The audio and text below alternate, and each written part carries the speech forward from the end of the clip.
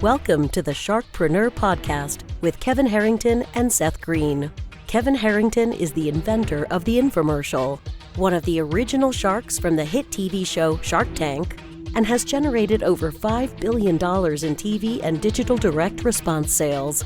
Seth Greene is the world's first trusted authority on cutting-edge direct response marketing, a best-selling author, and the only 3-time Marketer of the Year nominee. On the podcast, Kevin and Seth interview sharkpreneurs who share straight talk on what it takes to explode your business. Why do so many businesses struggle while others seem to explode overnight? Do you wish you had the secret to this type of exponential growth? Now, I've scaled more than 20 businesses to over $100 million, and it's not just luck. In my new book with Mark Tim, Mentor to Millions, you'll learn the repeatable framework I use in all my business ventures for massive success. Order at kevinmentor.com and get over $1,000 in bonuses. Head to kevinmentor.com. Welcome to the podcast. This is your host, Seth Greene. Today, I've got the good fortune to be joined by Michele Chynoweth. Michele has an amazing story. Many people want to write a book or to enhance their business offerings or to help others, to share their knowledge, to inform, to educate, to inspire, but most don't successfully know the way to write, edit, publish, and promote their books. Michele is a best-selling author, speaker, and book coach, and we're going to talk about all things book-related together. Michele, thanks so much for joining us. Thank you so much for having me, Seth. It's great to be here. It is our pleasure. So let's go back in time a little bit because you've got quite an interesting story. How did you get started?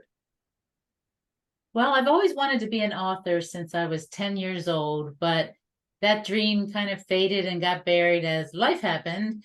Went to high school, college, got a job right out of college as a news reporter. And that was exciting, and I loved it and applied my writing. So I did that for several years. And then I had an inkling to get into marketing, that entrepreneurial spirit, and got a job at an ad agency as a senior copywriter. And one thing led to another. And my first child was on the way. And I decided to start my own ad agency. And that went on for several years. Had 3 kids, married 3 kids, divorced, remarried, 2 more kids. So now we have a blended family of 5 adult children. And like I said, life happened, but that dream never really got buried. So it resurfaced through all that. And I like to say, looking back, I heard God tap me on the shoulder and say to write a contemporary novel that reimagines the story of Job in the Bible. And I felt just like Job at the time. I was feeling really down. I had lost a fiction prize when 9/11 happened. It was literary agency representation, and the agency was in New York at the time, and they said, well, we can't give you the prize. So that book got shelved, and I pursued this new novel against my will at first, because I thought, how is that going to make me rich and famous, right? But it ended up 8 years to write and got published and did really well.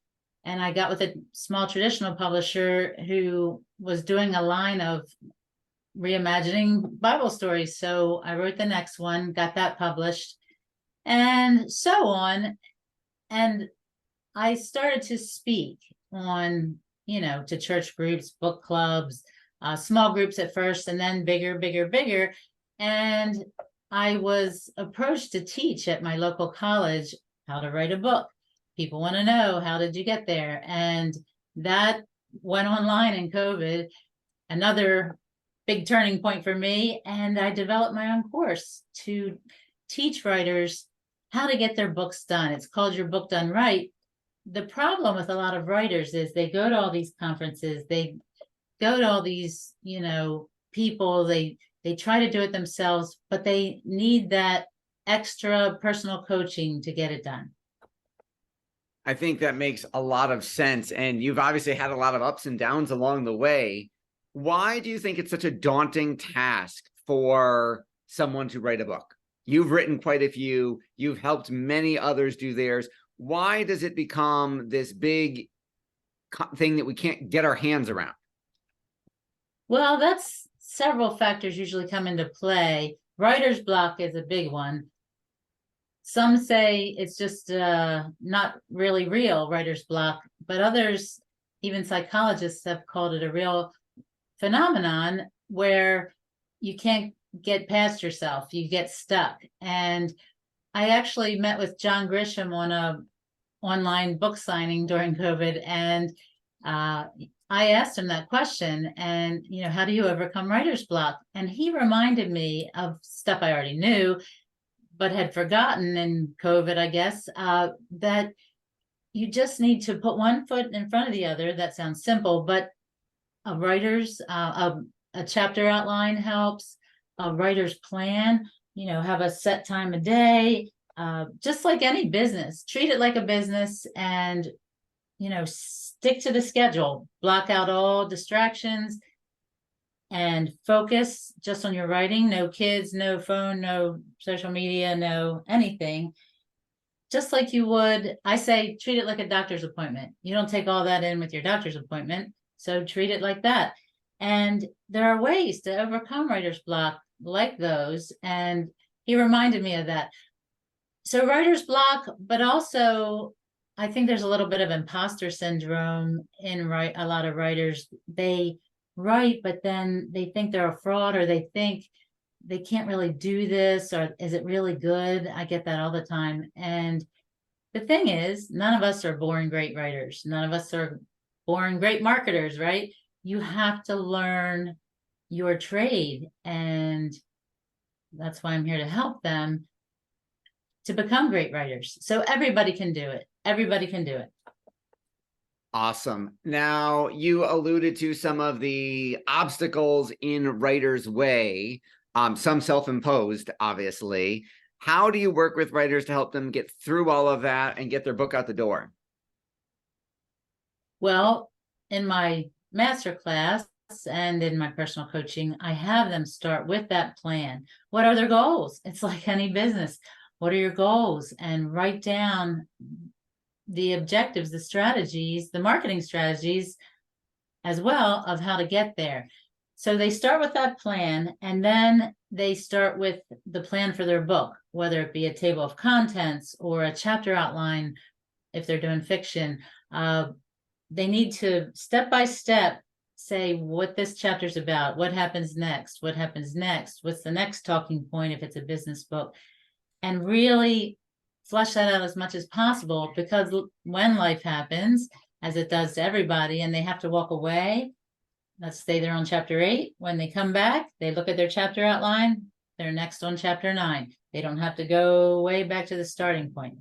That's one concrete way. And another is to get help, to work with somebody who will keep you on task. I give homework, I give writing prompts, and I keep writers focused and putting one step in front of the other. That makes a lot of sense.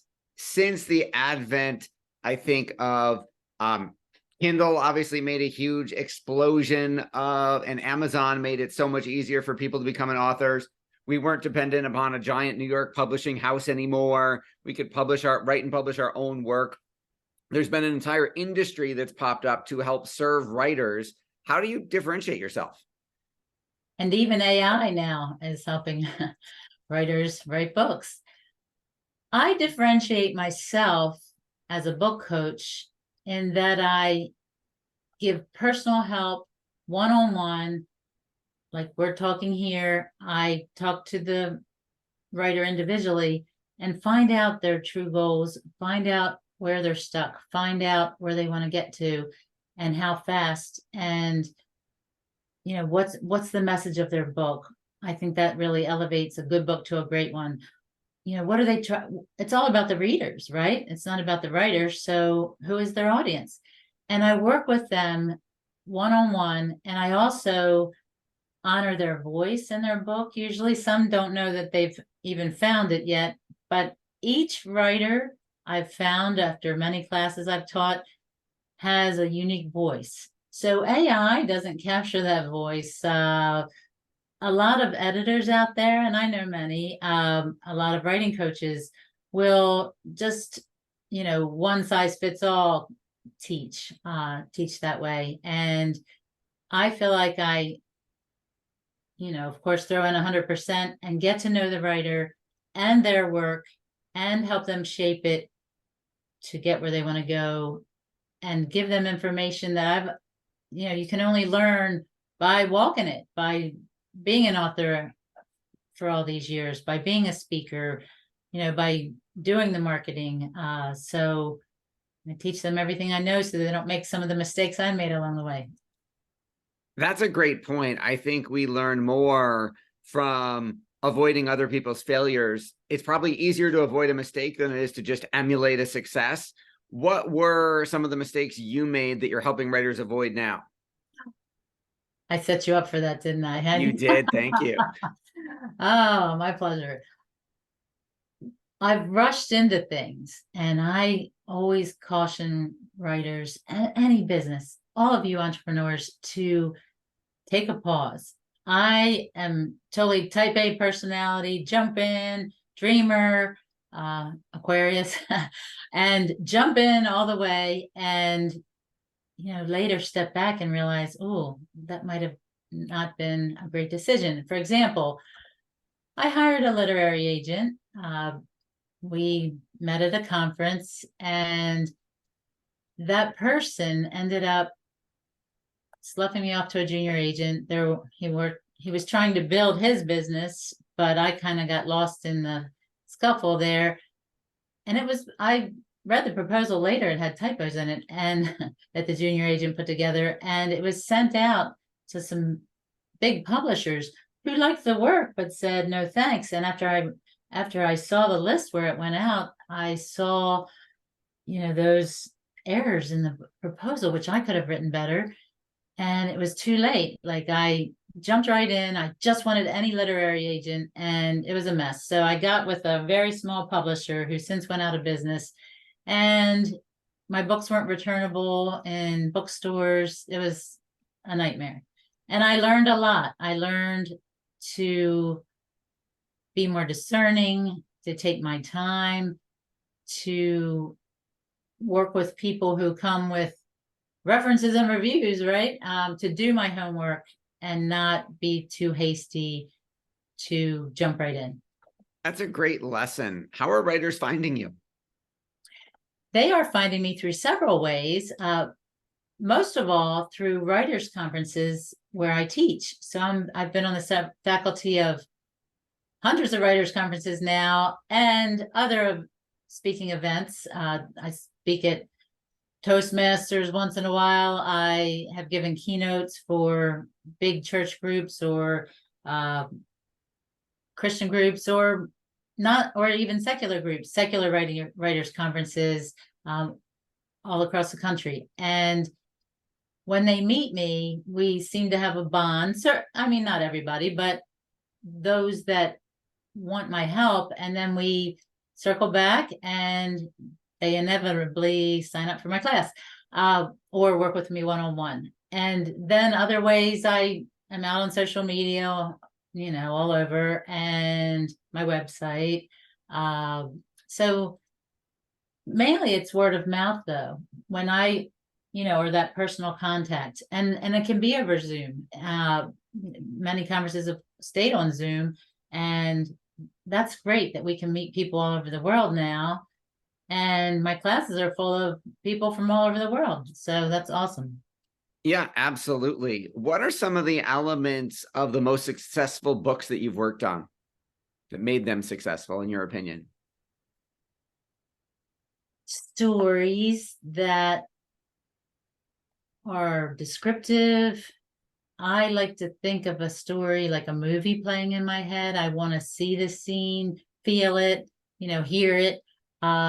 And especially nonfiction writers, I think one of the most important elements that I bring to the table with them is that development of some story in their nonfiction books. If you keep preaching and you keep, teaching and putting concepts out there, people's eyes start to glaze over after a while. But if you get even your own story, or, a story out there, preferably towards the beginning of the book, you grab people. And he did a TED talk that people relate to people. As long as man has been around, they've gotten around campfires and told stories, and that's how people relate to you. So to work that into your nonfiction, and if you're writing fiction, to really develop that. You'll hear me say show, not tell. You'll hear all editors say that. I'm also an editor, and that's one of the most important ways. We need to let people to contact people on a human level and make them feel. People don't remember what you did or what you said, but they remember how you make them feel. Oh, help me out. I can see her in my head. Big time writer. I'll think of it. So yes. Maya Angelou. Thank you very much. Maya Angelou. Yes, yes, yes. Your passion is obvious. What do you like best about what you're doing? I like seeing the excitement when writers realize they can do this, and then they do it, and they hold their book in their hands, and most importantly, they get it out there. They listen to what I have to tell them about marketing, and they market it, because it's not all about sales for some people, but it is, because it's about getting the message out there, helping other people. So I love when I see that light go off, that they get their books out there and they grow themselves. And, I just have that entrepreneurial spirit like you do. And I also love to write. So I have a project in the wings, looking to maybe turn my books into movies or TV one day. I've had a few pitches out there, and but mainly I just love helping other writers become authors. That's beautiful. For our folks watching or listening who want to learn more, where's the best place for them to go to learn more about all things Michele? They can visit me on my website, michelechinoweth.com, CHYNOWETH. They can visit me on all social media. I'm under my name. You can find me. Just Google me. And yeah, please get in touch. I'm very flexible and accessible. So if you shoot me an email, I'll email you back. And yeah, I'd love to hear from your listeners. Awesome. Well, we know your time is incredibly valuable. We greatly appreciate you spending some with us. This has been Seth Greene with Michele Chynoweth from michelechinoweth.com. Thank you, everybody, for watching or listening. We will talk to you or see you next time. Do you need money to fund your idea, product, or service? Are you ready to take your business to the next level but need capital to get it done? Kevin Harrington has heard more than 50,000 pitches and knows how to help you make the perfect pitch to get the funding for your entrepreneurial dream. He's distilled the process down in his perfect pitch cheat sheet, and it's yours for free. Just text PITCH to him right now at 727-888-2100. Text PITCH to 727-888-2100 right now and claim your free perfect pitch cheat sheet.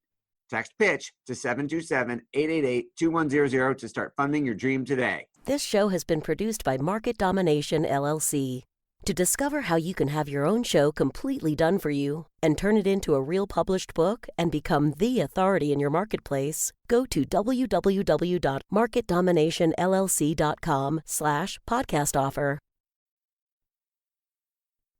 49 faces looked to him in triumph. Over the last 12 months, they had each taken turns and promoted his business for a week at a time, driving over $987,342 in revenue.